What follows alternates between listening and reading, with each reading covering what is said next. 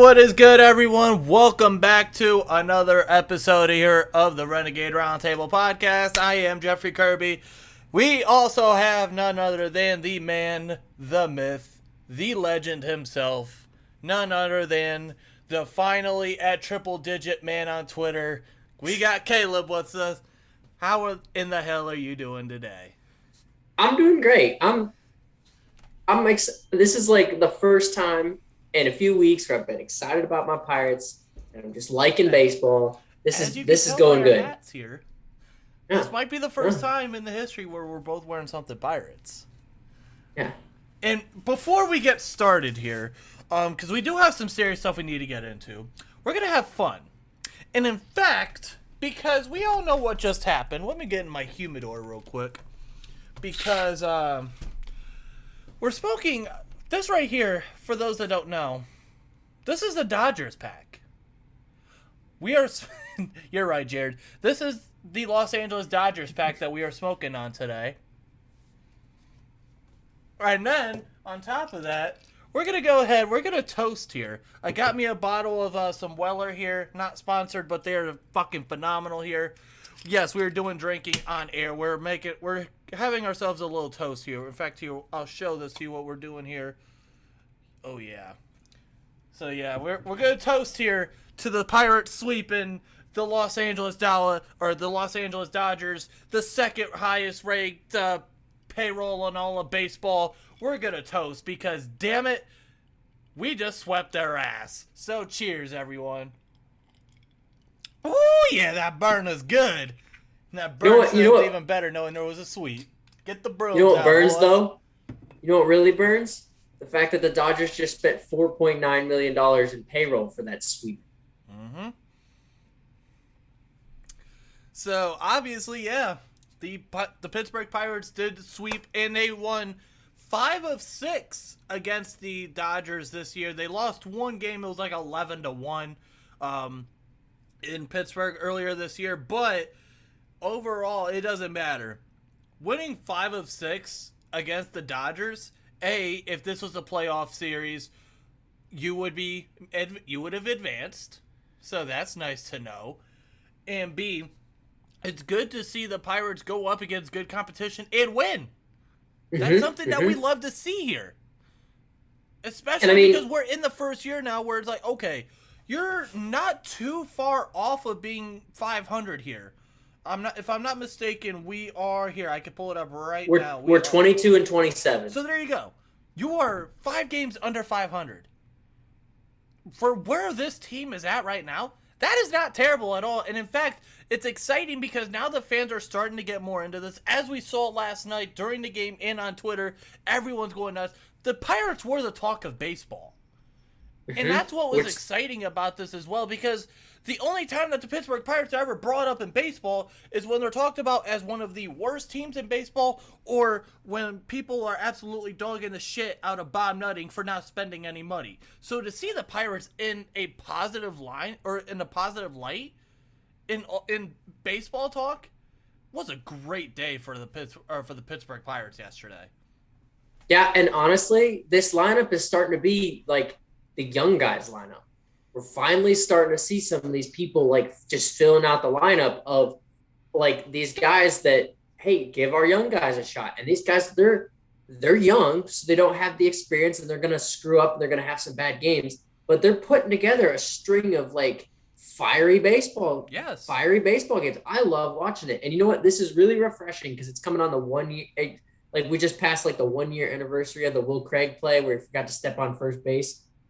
We immediately sent him on a one-way ticket to the Korean Baseball League and just on his way. Yeah.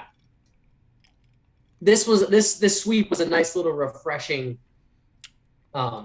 just taste. Obviously we have a long way to go. Now, the nice thing is though, the hell with you, Hunter. Go Steelers. The nice thing is though, the lineup is like these exciting guys are here to stay. They're getting their chances, and Reynolds is heating back up. Hayes is good. Chavis is good. Reynolds is someone that I was looking at as well. I mean, could Brian Hayes, Jeff, are you drinking on the job? I, for one, am appalled. You're damn right we are. We're having a toast for the Pittsburgh Pirates sweeping the Los Angeles Dodgers in LA. So we're toasting to that. We're smoking on a Dodger pack. That's exactly what we're doing. In fact, I'm going to screenshot that because we might use that as a meme on the Renegade Roundtable Twitter. So there you go. That's our regularly scheduled program. Yeah, so like our top of our lineup's not looking that bad, and that's even Gamble, who's out for just a little bit. He went on the 10-day, and he'll be back here soon. Like, some of these pieces coming up, and we could see even Cruz. Cruz is heating up with Indianapolis. I wouldn't be shocked to see him sometime this month coming up. So and our pitching is coming back around. Brubaker's come back around. Thompson's coming back around. Quintana is ERA-wise the best pitcher in the National League in the month of May. Mm-hmm. Even Keller with the sinker out of nowhere looking good. Like, our pitching is all of a sudden, and shoot, we even have Contreras coming up if he can stay healthy. But I mean, he's doing our pitching is now respectable, and our lineup it's not great, but it's respectable, and that's a long way from. There's levels to this, and you're starting to get there. Yeah, it's a long way from 2019 where we tore it all apart, in 2020 and 2021 where we the 2020 season where I was shocked that we won 17 games. And last year, there was no way we were going to be halfway decent.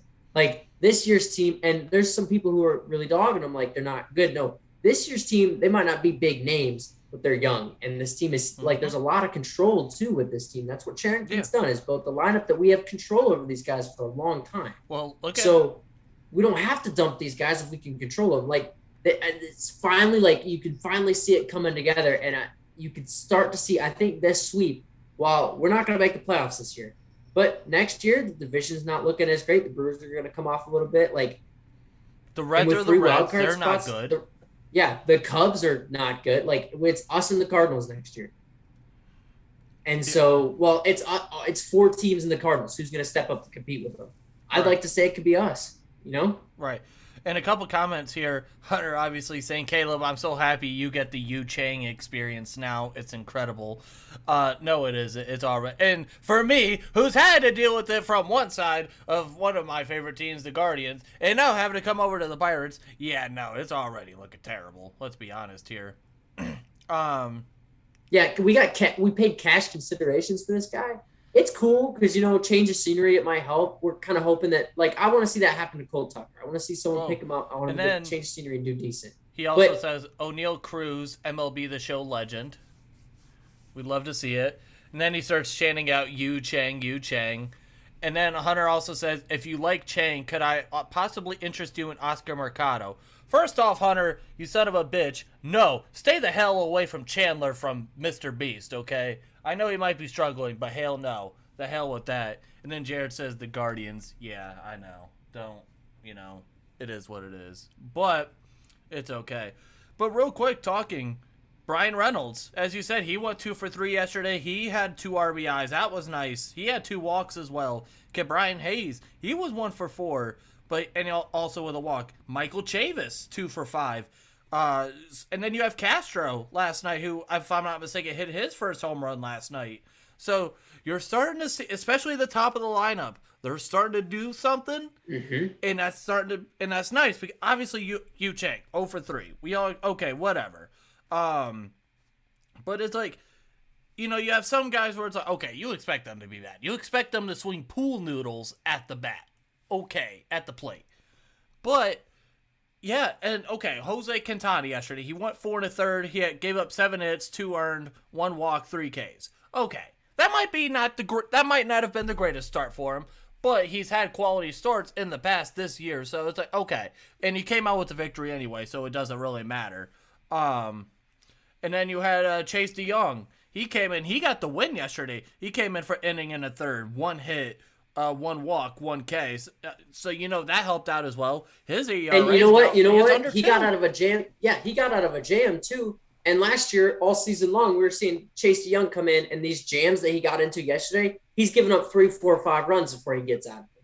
So there's even the pitching starting to come together. This team they're young, they're inexperienced, but it's starting to click, and it's starting to get there, and it's starting to get fun again, and I'm all for it. Yeah. And I think that's exactly what That's exactly what the city needs. Because if you look at it, obviously people were starting to get excited about the Steelers with OTAs and stuff. We'll get into that in a little bit. But that's not for another couple months. We all know what happened with the Penguins. They just had their letdown. They just lost a 3-1 lead, and we don't know what the future of that's going to be. We'll find out possibly here in about a little over a month or so when we figure out, when the free agency starts for the NHL. So this is kind of what you need right now, especially with this Pirates team, is for them to be exciting. Do you need them to fully compete, right, maybe this year? No. But if you can make them exciting to watch, that is absolutely helpful, not only for Bob Nutting, but just overall the city of Pittsburgh in general, and just for the overall sanity. As for the diehard Pirates fans who's been around since, through the good and the bad. And another nice thing to look at too with this team is not only is the development here, you're starting to see guys through all 4 levels of the system starting to we're starting to see this future coming up, and it's fun to watch. It's fun to follow, especially come from I know you're newer with the Pirates fandom because being an Indians and then Guardians fan, but and we've kind of reined you in. We're hoping to get you over on the good side. Cheers to that. Or the bad side, depending on how you view a Pirate. But actually, we'll be okay being what? The bad side. As someone from around here, you know what I've noticed is, and this is weird. Obviously, there's the Browns and Steelers rivalry. That's absolutely huge here. Everyone here despises Pittsburgh known to man.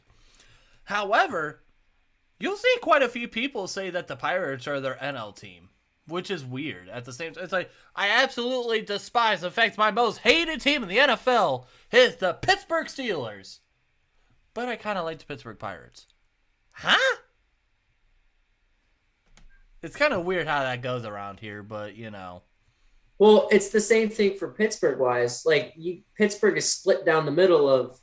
Well, it's not split down the middle. It's split 3 ways. You have either fans who don't care about the NBA because they don't want. You have fans who cheer for Cleveland. You have fans who cheer for Philly? The 76ers, and then you have fans that don't care because they're confused why you would cheer for the Flyers, Eagles, and Phillies other team or the Browns and Indians.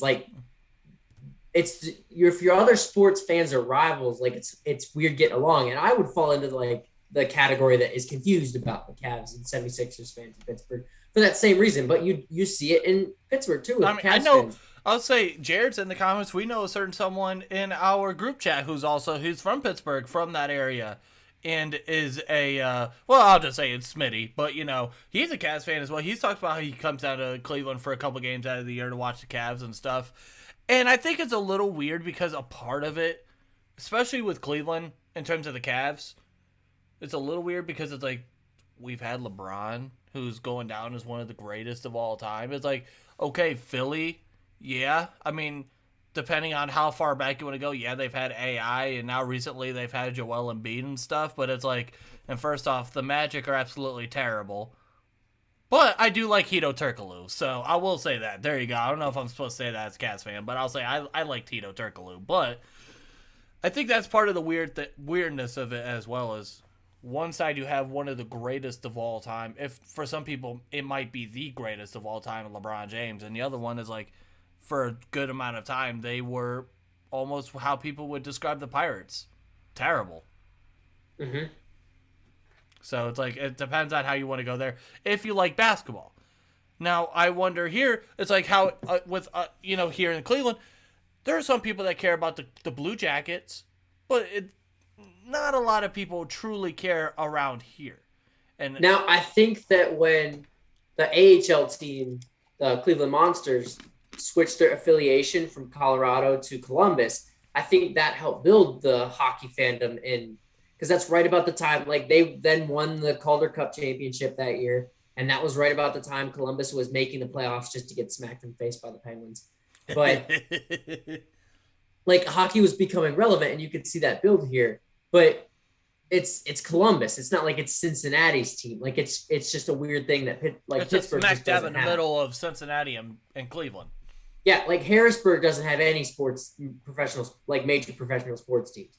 So for Pennsylvania people, it's either Philly or the Cavs is who you cheer for, or Washington.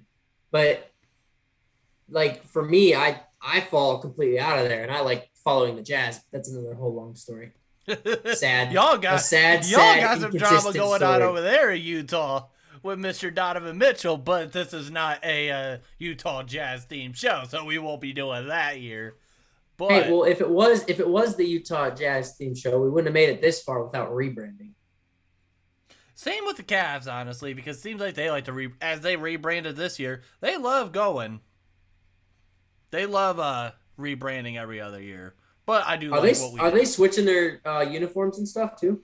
That I don't know. I hope so, because I personally am not a fan of the homes and the aways. The black ones were cool, but I wasn't a fan.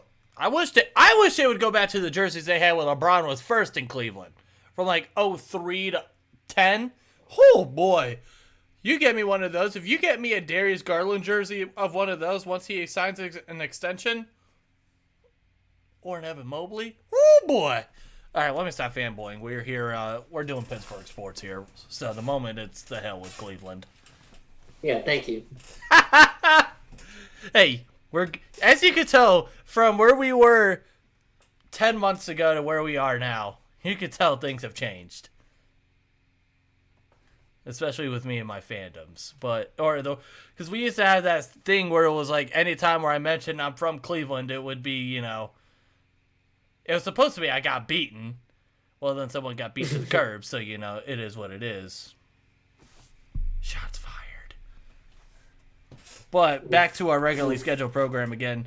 But yeah, just seeing the Pirates, obviously last night they won 8-4, then it was 5-3, and then it was 6-5. So you had a couple close ones in there. And then obviously yesterday we were able to get some insurance runs late in the game, which again, it's exciting and it's nice. And it's good to see a young team being able to fight and win through tough games against a tough opponent. Yeah, and like you come back home now, you get a series against the Diamondbacks. Like, hey, who knows? Who knows what can happen? I mean, I don't know who necessarily is on the mound for this series, but I'm pulling it up here right now. We got Brubaker, we got Contreras, and then Thompson. Like, and then we have Detroit at home, a little midweek series there. We're going to see a little 2-game midweek series, and we're going to see Quintana one of that. We're probably going to end up seeing Keller or an opener for the other one. Like, I put together 2 little series, at least a split in Detroit or in the series win against Arizona, and say you take of those 5, you take 3 out of 5. That's not bad. I mean, if you look at the schedule for the rest of the month here, so after the Diamondbacks and after that 2-game swing with the Tigers, you go on the road. You have 4 against the Braves. You have 4 and against the Cardinals, which 2 of those games are a doubleheader from a makeup game from April. Then you come back home. You play the Giants for 3. They're a good team. Then you have a 4-game, or it looks like a 4-game swing against the Cubs, which are not that good this year. Then you go on the road to Tampa Bay. They're a pretty good team this year. They're 30-21. And then you go away to the Nationals. They're not good this year. Then you have the Brewers. So if you look at it from this span, if you could roll off a couple series wins here, you're going to be starting to do something, especially here when you look, you're 8.5 games back out of the Central, which if you want to go to that route, that's fine. But if you look at it, you might be able to do something with that as well. Well, you're 5 games out of the wild card, technically, if that's the more route you want to look at. Yeah, well, it starts by beating the teams that you're chasing. And right now, they have 4 games this month against St. Louis. And at the end of this month, beginning of July, they have 4 games against Milwaukee. Well, look at it this way. In terms of the wild card race, you have 4 against the as you said, the 4 against the Cardinals. You have a couple against San Francisco. You have a couple against Arizona. And you have a couple against Atlanta. So, for the first 5 teams in the NL wildcard race, you play this month.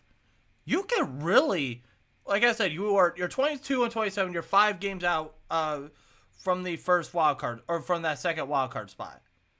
You you can make things work here, especially if you could roll off a couple series wins as well against those teams as well. Yeah, but honestly, like Arizona, Detroit, Washington, I could see us. We're going to win. We should win those series. Chicago, we should beat. So then it comes down to St. Louis, Atlanta, San Francisco, Tampa, and Milwaukee. And like you said, those are teams we're chasing. But more specifically, I want to see some wins against the Brewers and the Cardinals because we have, I think, one win against those teams combined this year. That's not good. No. If you're chasing those teams and you want to be relevant in this division in the next couple of years, you've got to figure out a way to beat the Cardinals. You got to figure out a way to beat the Brewers. And honestly, I mean, we do not do well in Busch Stadium, but you know what? It's not opening weekend. This is like, it's mid-season. I'd like to see a second chance at them, but we gotta start winning some of these games against the Cardinals and the Brewers. That's the big thing. And obviously, with the offense slowly starting to ramp up a little bit, well, we'll see what this. It's gonna be exciting to see what this team can do later on down the stretch, especially now with the weather starting to get a little bit warmer. Hunter says, "Can Brian Hayes to the Guardians for Oscar Mercado, Ernie Clement, and Austin Hedges?" Who says no? No.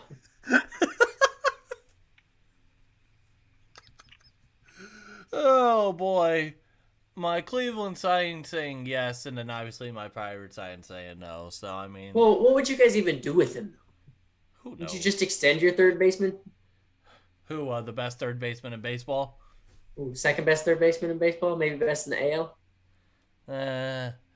Jose Ramirez is doing some. He's doing some crazy shit. He's the leader in RBIs this year, or RBI, however the hell you guys want to say it. But again, it is what it is. Regardless or not, I'm rooting for both teams. So if whatever trade that happens, I'll be okay with. But obviously, for this show's sake, we're gonna say hell no. See, the thing I'd like to see though is I'd like to see.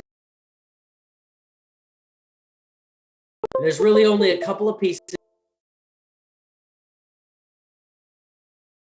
possibly sell, and that's Ben Gamble, that's Chris Stratton, that's Jose Quintana. I'd like to see him extend Gamble, extend Quintana, even if it's just something small. Those are depth pieces. Those are core pieces that you need to start just acquiring instead of letting on their way. Keep those guys around. Maybe move Stratton if you need to because you got a lot of young arms. And then I would like to see him go buy a piece, even something cheap. Go buy a piece at the deadline. Tell your fans that this might not be the year, but you're investing for next year. You're investing for the year after that. Go buy a piece that's under 3 or 4 years of control that may come cheap and could benefit from more playing time. Yeah, I was getting ready to say is, especially if and that's the main part of it, is showing your fans that you don't go and do the typical thing that a lot of teams will do and just sell off their pieces, especially like how the Cubs did last year. They just sold off everyone. They sold off Rizzo. They sold off Baez. So if you could continue, just show that you're trying. If you're the front office, I think that'd be the biggest thing. And then if it works, it works, and if it doesn't, it doesn't. But at least it shows that you are actually trying. Now, at the same time, though, we don't want to see another Austin Meadows move because that did not work. No.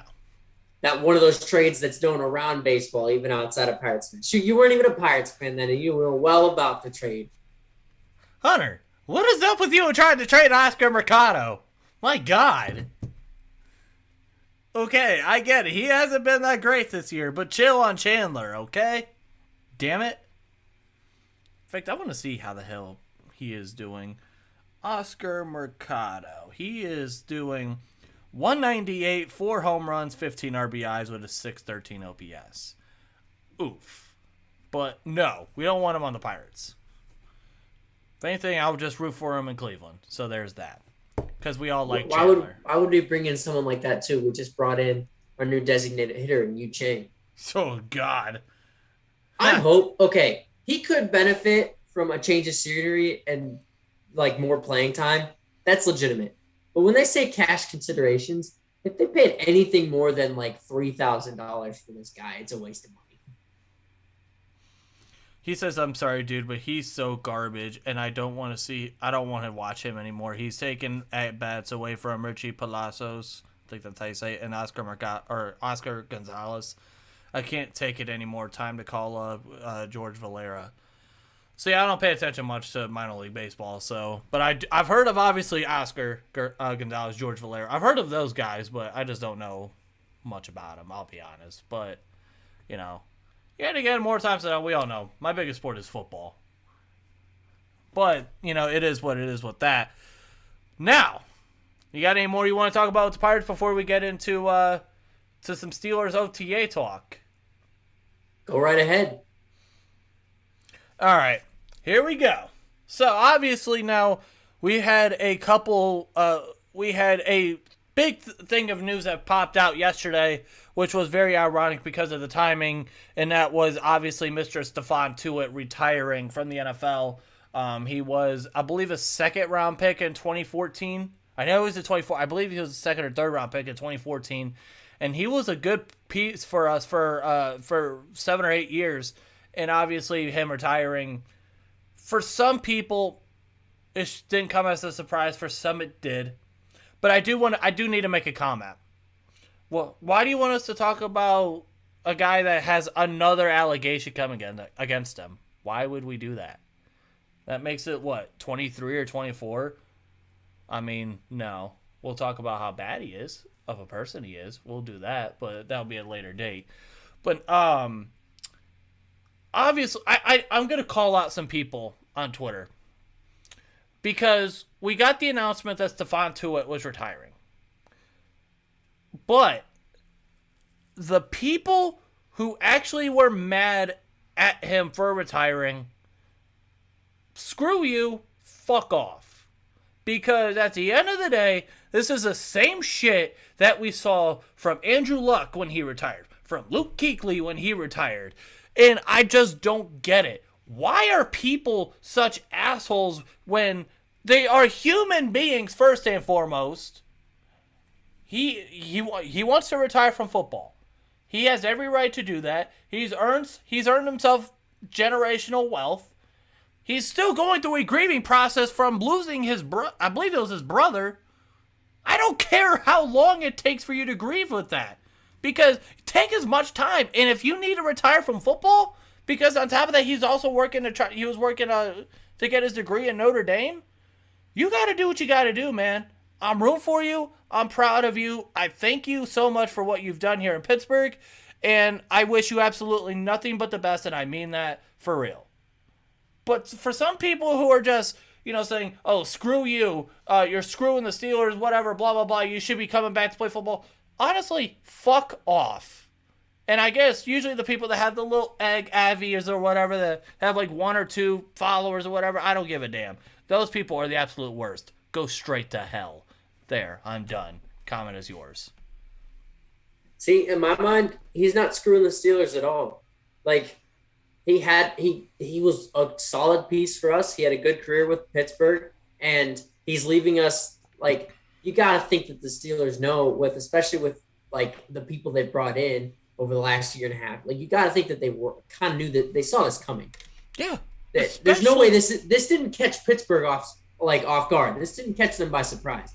And the fact that he's telling people now, I assume that he's already told, like, in my mind, what I see from this is that he probably was still like they didn't announce it, so he could still use the facilities and rehab and stuff like that to get through any type of injury he had, which is what we see that with teams do. And like, it's plenty of time before the season. Like, I don't have a problem with this. I appreciate what Tuitt did for us, and next guy up, like, moving on. And I wish him the best. Like, I'm not mad at him. He was a key contributor of a couple top 5 defenses during his time. And so, Hunter, I'll just go ahead and give this comment the light of day. He says, "Jeff, dropping F-bombs and drinking on the show. What has this world come to? My 3-month-old son is crying and throwing up right now because he looked up to you as a role model." Okay, first and foremost, let's just say damn well, does this pick... Oh, I was going to say, Do I look like any kind of role model right about now? Maybe one day later on down the line I might, but right now, we're enjoying life, baby. But no. But yeah, just at the end of the day, when it comes to Stephon Tuitt, does it suck that he's not going to be with this defense? Yes, absolutely. Selfishly, we would want him on with this team. But at the end of the day, like we just mentioned, he's a human being. We got to allow him to do what he wants to do. You know, he moved back to Indianapolis with his family. So at the end of the day, he's doing what he has to do for himself. And at the end of the day, I could do nothing but applaud you for it and wish you absolutely nothing but the best. But at the end of the day, it doesn't screw you out as well, because if you see the timing, it was a post-June 1st cut, so now that helps you save some money on the cap space as well. So now if you look at it, it sucks that also Akeem Hicks just signed with Tampa Bay literally 2 days ago or a day ago. That sucks because of the timing, because I would have loved to see him on this team, but there's still some options of free agency of players that you could go out and get. So at the end of the day, you're not completely screwed here. And on top of that, you did go out and draft DeMarvin Leal. You still have Isaiah Loudermilk, who they still believe can be something. You still have Chris Wormley. You have Tyson Alualu, coming back. So at the end of the day, are you completely screwed? No. But you know, if you could bring someone in, great. But if not, you have quality pieces here. Go out and let's get this defense back to what it was in 2020 and 2019 and 2018 when we were a top 5 defense in the NFL. I mean, you got to think that the Steelers knew too that because this came out after the first, and because they drafted Leal at 84 overall, like, you got to imagine the Steelers knew that this was going on. So to me, in my mind, like, it is what it is. Next man up. Wish Tuitt the best. This dude Caleb says, you should take notes from 2 true American men like Caleb or our good friend Nick Adams. Do you know who Nick Adams is? No. Oh my god. When we get done here, I am showing you Nick Adams, and you are absolutely going to die of laughter. I'll have to show you. He's just a character. We'll just put it at that. But yeah, at the end of the day, can't be mad at someone for that. But and this goes to this thing of, again, there's some free agents out there that you could go out and get. Maybe a guy like Larry Ogunjobi, you could go and get him. I don't know who else are the defensive tackles out there. I know there's a couple. In fact, here, I'm going to go ahead. I want to take a look here. NFL free agency. I want to take a look here and see who's all still left. Free agency tracker. Let's see who's still available in terms of defensive tackles. But, I mean, at the end of the day, it's not like you lost Minkah Fitzpatrick or, you know, someone of that nature. You didn't lose him. So yes, Stephon Tuitt was a nice person to have, and he was only 29, so he was still under 30. But at the end of the day, you know, it's not the biggest loss in the world. It's not like you lost T.J. Watt for the year, or you lost Minkah Fitzpatrick or something like that. Which sure as hell hope that doesn't happen, but you know, we'll see what happens. All right, defensive tackles here. We're gonna update. Let's see who in the hell is still available. Or I don't know if this is just okay. Available players. You still have Eddie Goldman. He's 28 from Chicago. You have Ndamukong Suh, which I don't think he's gonna end up coming here, but he is still an option. You still have Sheldon Richardson. You have Malik Jackson. You have Larry Ogunjobi. You have Star Lutulele. So there are a couple pieces here of players that you could go out and get. It's just a matter of, A, do you feel like they're going to be that much of an impact? And B, do they want to come here? Because if you trust the pieces that you have here, then maybe you don't go out and get. But it's never a bad thing to have as many good players. It's always a good problem to have too much or a lot of talent in one area, because now you could keep a rotation going, and now on top of that, now you keep people fresh. Now in the fourth quarter, now those guys are going to be fresh. The big men up front are going to be fresh. Then you could go and really start making plays and make an impact on the game. And you got to imagine too, there's always injuries. Yeah. Every year there's injuries. Look at what happened last year. Tyson Alualu got hurt. And that was the thing too. Already going without Stephon Tuitt, Tyson Alualu gets hurt week 2 against the Raiders. Now look at him. Now you're defensive tackle, and look at what happened. You gave up the most, or you were dead last in the NFL in rushing defense. So having a good defensive tackle or having a good defensive line is critical. But at the end of the day, yeah, you would like to have some type of depth as well. And that's why last year I did like the signing of Melvin Ingram. Yes, it obviously did not work out, but I like that signing because I like the depth of it, because now you could keep a rotation going between, it was mostly going to be him and Alex Highsmith, but once in a while if you need to take TJ Watt out, you know that Melvin Ingram was smart enough to where he could go out and make some plays for you. And the early part of the year, he did do that. And so that's the other thing too. If you could, and if it, nothing more also than if you could get a guy who could be a leader, help teach these guys a little bit more on top of what Cam Hayward's already, doing as well. Because you can never have too much knowledge. And, there might be someone that, say for an example, say you bring in, we'll just say Eddie Goldman. We'll just bring him in. Maybe there's something that he could teach, we'll say, or on top of that, you got Montravius Adams. So you got those guys. What's up, Johnny Bravo? He says, yo, let's go Pirates, baby. Hey, we were smoking on a Dodger pack earlier, but glad to see you here. But yeah, any type of knowledge you can get and any type of play that you can get from these guys would be an absolute plus. Because if you look at the backside, obviously you bring in Miles Jack and Devin Bush. So you have, I think those two are going to be able to work pretty well together. And then on top of that, you still have Minka in the secondary. And you have Cam Sutton, who played pretty damn well last year. And then you'll have Trey Norwood, who will have another year under his belt. James Pierre, who will have another year under his belt. So I'm not worried as much about the defense, but I would like to see more. I would like to see them go and get another piece, but I wouldn't be terribly pissed if they didn't go out and get another piece for that defensive tackle spot. And in my mind, too, it's like a 50-50 if they do it or don't. Like, I don't think it's heavy in either one direction. I can see the chances they go out and get somebody, or they just ride with what they have. I can see that both equally happening. And honestly, I'd be fine with either. Yeah. I mean, and at the end of the day, I do trust this front office. Obviously, it'll be interesting to see what now Omar Khan wants to do, and with Mike Tomlin and all that. I'll be interested to see how they want to handle this, but at the end of the day, I trust if they feel like they have enough talent here, then let's go. Let's go ball. Let's get to mandatory minicamp. Let's get to training camp. Let's get to the preseason games. Let's see what you got, and we'll see from there. Now the thing that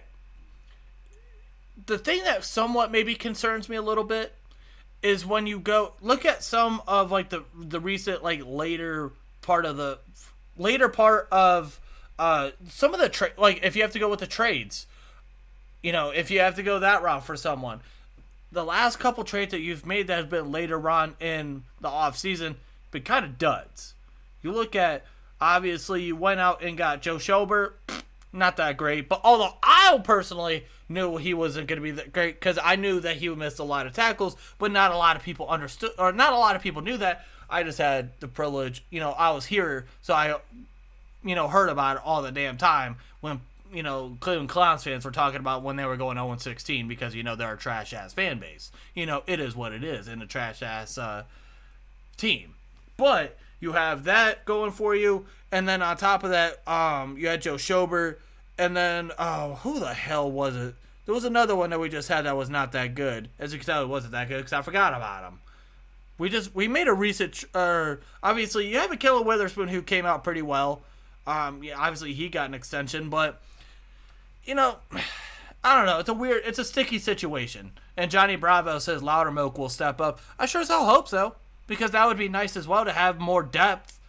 Because it's for us, we think that we might have maybe decent depth, but I need to see that level go up even more. I want to see more of what Montravius Adams could do, Isaiah Loudermilk, Chris Wormley. I'd like to see what those guys can do. I would like to see them take that next step even more. Yeah, I don't know. I'm excited. I kind of again fall either way. I don't really care what they do. I'd like to see them bring somebody in, but I also I understand I'm more the defense. It's gonna figure itself out. It's the Steelers. It happens every year. I'm more excited about the offensive side of the ball and seeing how that rolls into this season. Well, speaking of the offense, we did have someone who was a big part of the offense last year who did attend OTAs this week, and that is none other than Diontae Johnson. He did show up this week for OTAs. First and foremost, for me, when it comes to Diontae Johnson, at the end of the day, okay, let me ask you this. What would be your sweet spot for maybe money per year for a contract for Diontae Johnson if you were going to extend him? Me? Shoot, I don't even know. What? I don't know, somewhere in the 18 maybe, max. Interesting. I was thinking if you can get him for, let's say, okay, so say if you want to get him 5 years, let's see how much $75 million gets him. So that'd be $15 million a year. If you could get him for 75, I would be okay with that. But at the end of the day, we don't know. We all know the history of Pittsburgh and wide receiver contracts. If we're not really, I feel like it's weird to count Juju's contract because the only reason why he came back last year is because no one really wanted him, it seemed like, and we got him on a stupid cheap deal. But if you go before that, again, and we're beating something that's been beaten to our heads a million times. Obviously, the last extensions that we gave out for wide receivers were Antonio Brown and Hines Ward. So we all know the history's not there. Do we think that Diontae Johnson is a good receiver? Yes. Do we think he's elite? Probably not yet. He has the chance to. But at the end of the day, I mean, okay, it's a win-win scenario for me personally if you're the Steelers. If he goes out and balls out for you this year, okay. If you don't want to pay him, that's great. That's fine. You still gave us what we want. And we brought in, obviously, Calvin Austin and George Pickens. We believe that those guys can step up. Again, we've seen the development of wide receivers here with the Pittsburgh Steelers. It's been pretty damn good. You have a pretty good track record of that. And then on top of that, I also would think what happens with Diontae Johnson will dictate what's going to happen to Chase Claypool. Because if you extend Diontae Johnson, I think there's a sure shot in hell that I don't think there's a big shot at all, if not at all, that Chase Claypool is here after 4 years. And I think at the end of the day, and this is something that I discussed last week here on the show, was this is a huge year for Chase Claypool on multiple levels. Mm-hmm. Whether it is based on, not only just the play itself, but the leadership as well. Because now if you look at it, outside of Diontae Johnson, when he wasn't in the building, you had to be the leader of that wide receiver group. So, and we saw what that kind of did for Juju. Obviously, he had his TikTok stuff, but he embraced that leadership role as well. And I think that's something that we would like to see Chase Claypool do as well, especially when there was question marks with Diontae Johnson is, okay, I realized what happened last year, I did not have a great year, not only just playing, but also from a maturity standpoint. Need to mature up. I need to learn how to be a leader. And I think that would be something huge for Chase Claypool. Not only that, to keep his head right, but again, he has all the attributes to be an absolute monster in the NFL as a wide receiver. He ran a faster 40 than Diontae Johnson. So at the end of the day, he has the capabilities of being a great wide receiver. It's just a matter of you got to put it here. And then on top of that, now you have the question marks of, the quarterback situation, which we will get into here in a little bit. Well, the other thing, too, is... I see your comment, Johnny.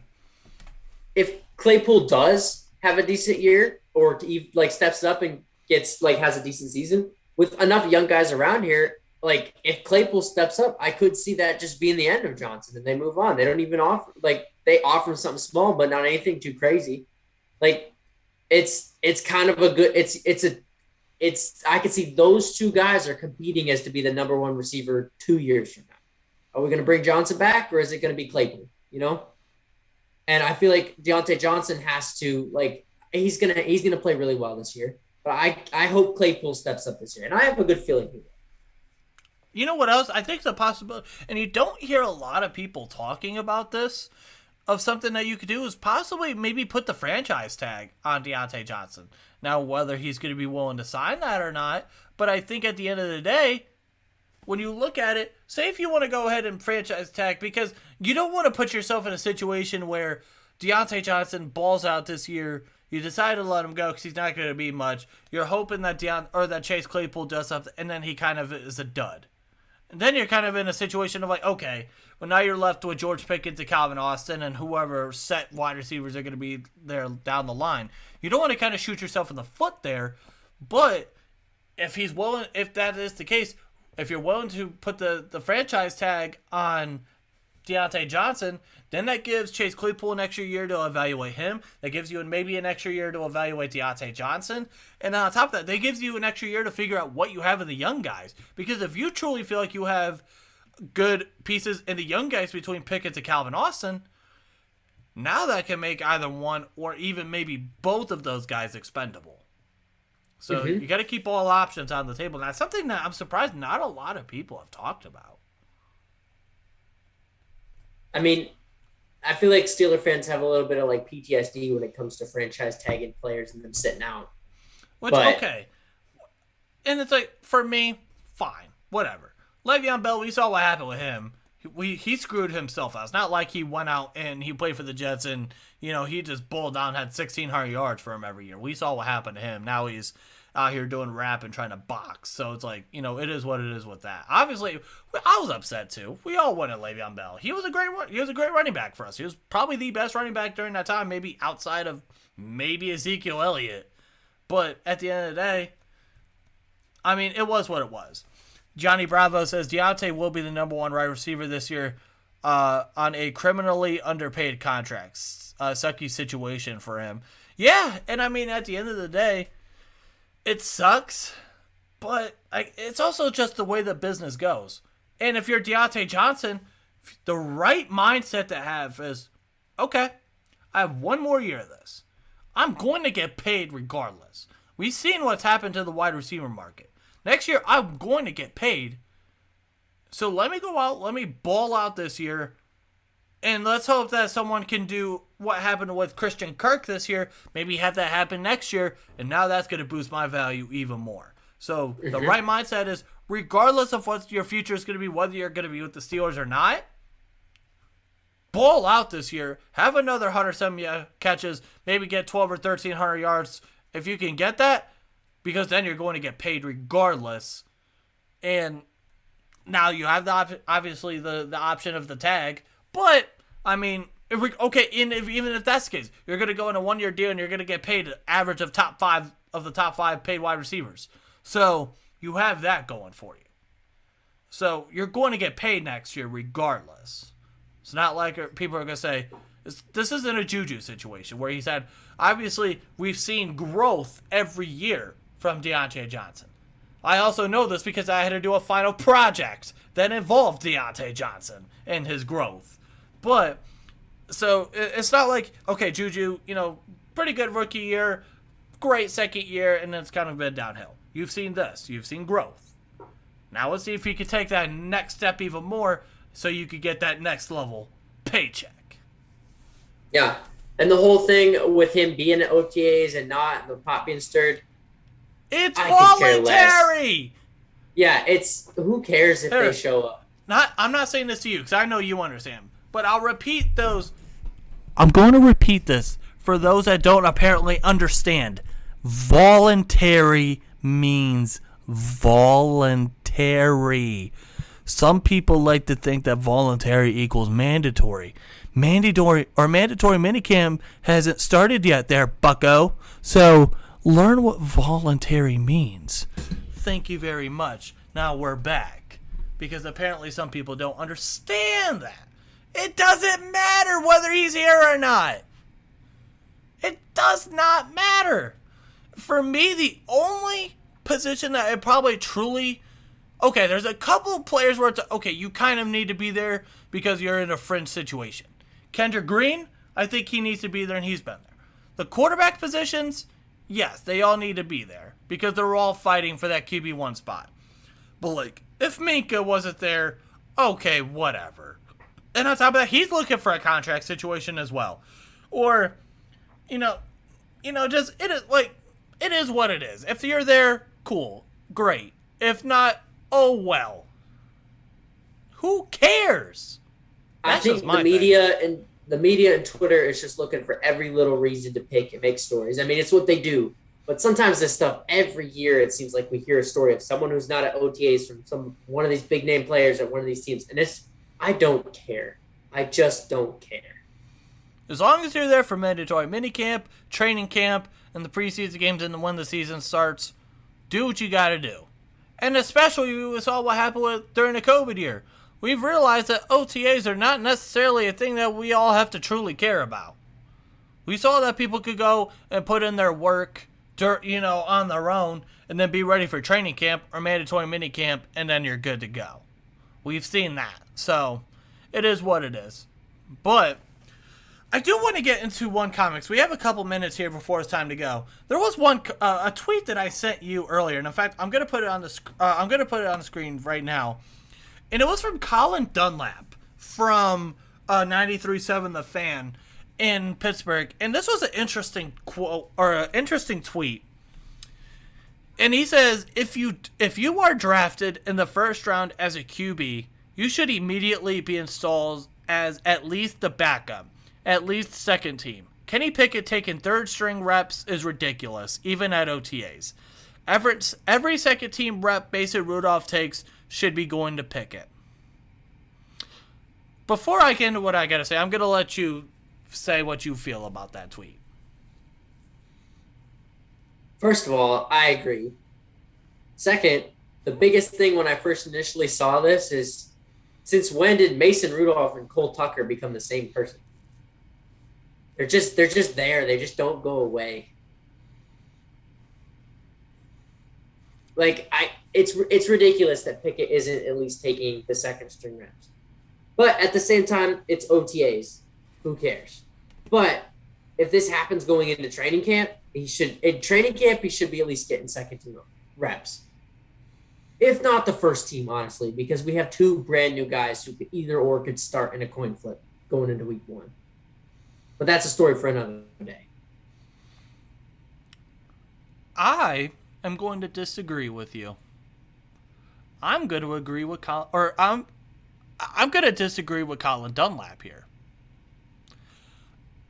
The reason why I disagree with this is because, A, we all know that here in Pittsburgh, maybe outside of Najee Harris, he's going to make every rookie earn his spot.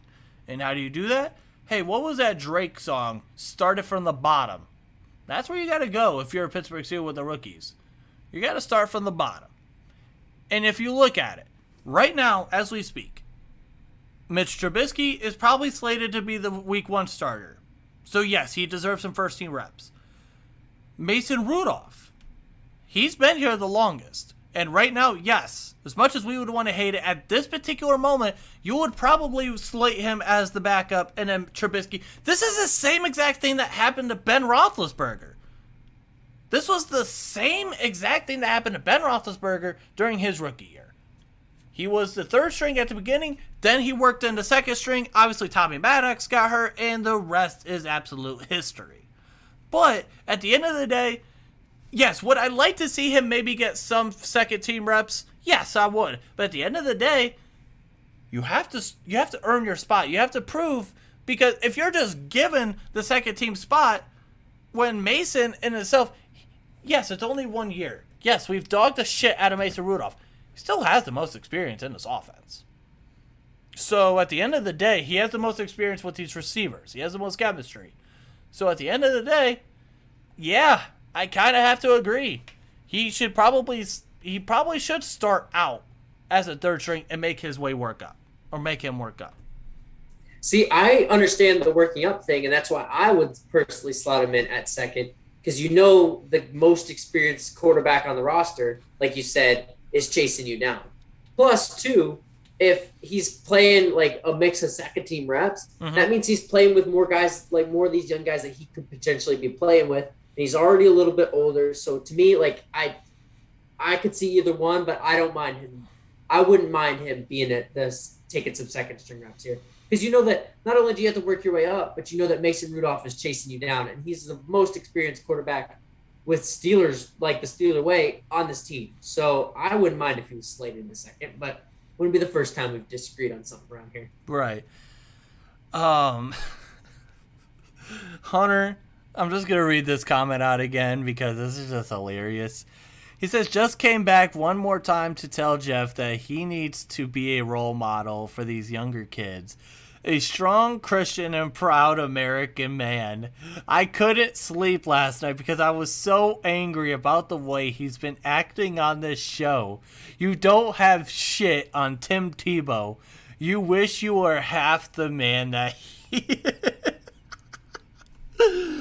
Oh my goodness gracious. You, my friend, definitely sound like Nick Adams right now. And I don't know how to feel about that, you son of a bitch.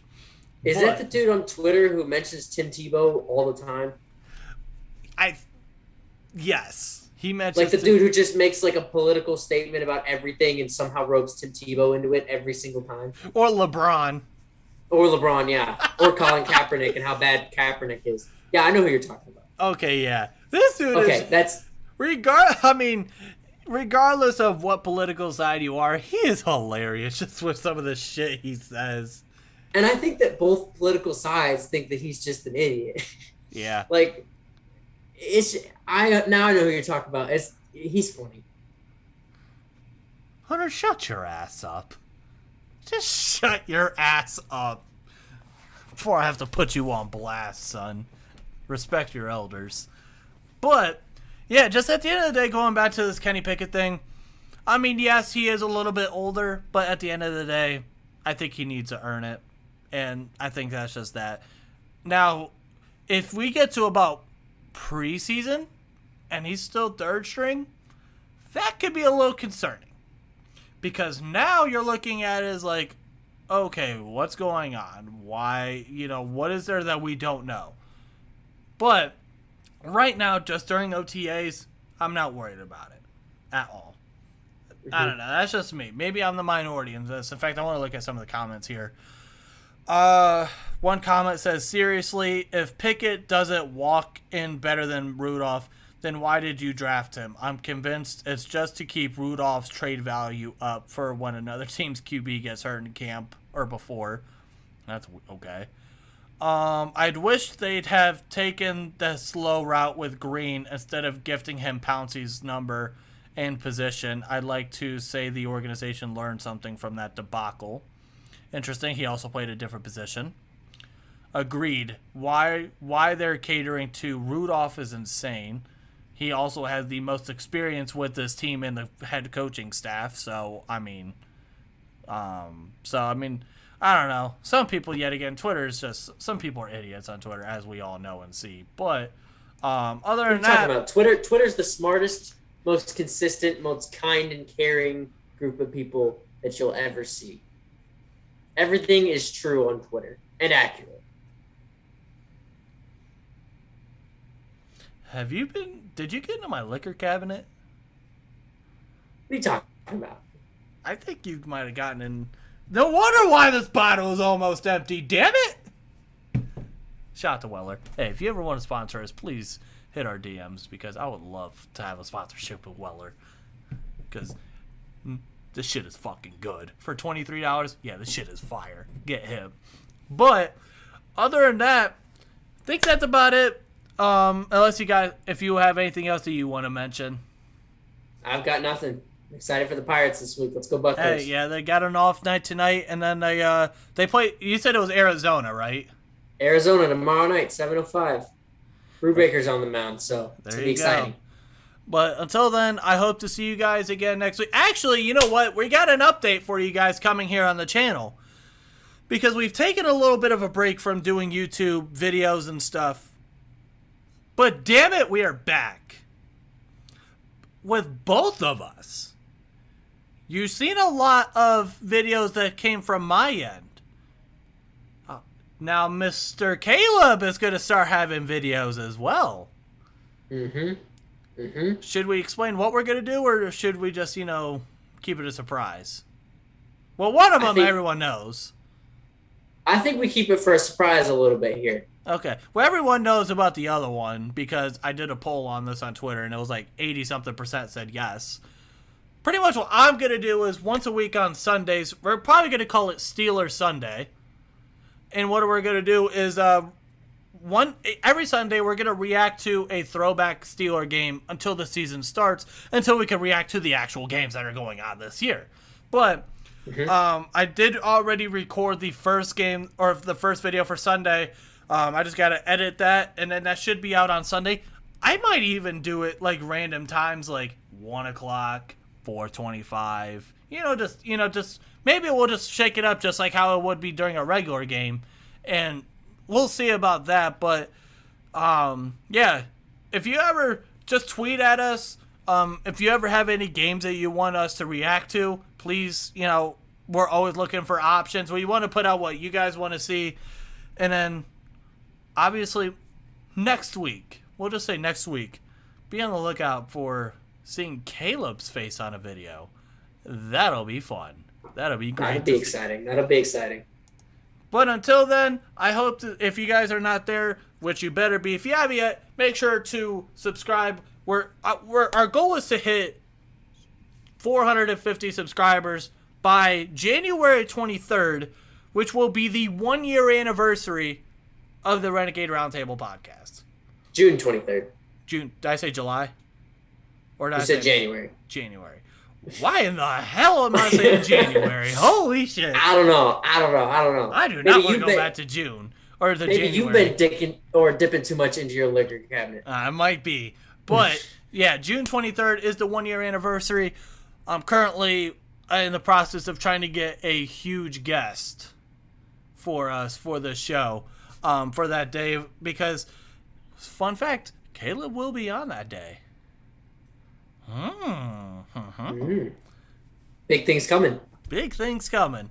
But until then, hope to see you in those videos in the comments. And if you have it, make sure to like, comment, subscribe. All that, you know that already. And until then, I'm Jeff. My name is Caleb. Have a great weekend, everyone. Stay safe. Peace out. See y'all.